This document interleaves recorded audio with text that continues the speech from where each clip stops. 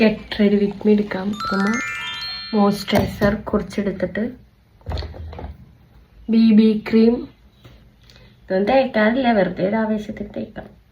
കുറച്ച് അടയണമില്ലല്ലോ. ഇത് രണ്ടും കൂടെ നമുക്കിങ്ങനെ മിക്സഡ്.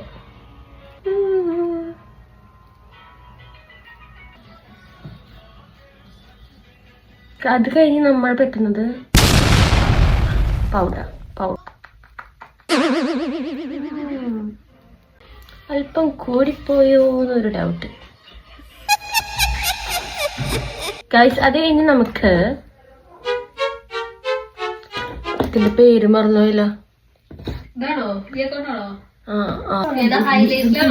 പഴം പുഴുങ്ങിയുടെ അടുത്ത് പഴം കഴിക്കാൻ പറയുന്നുണ്ട്. നമുക്ക് കുറച്ച്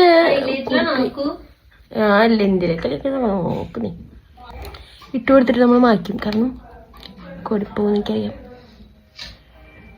ഓക്കെ, അങ്ങനെ ഹൈഡ് ചെയ്യും നമ്മൾ.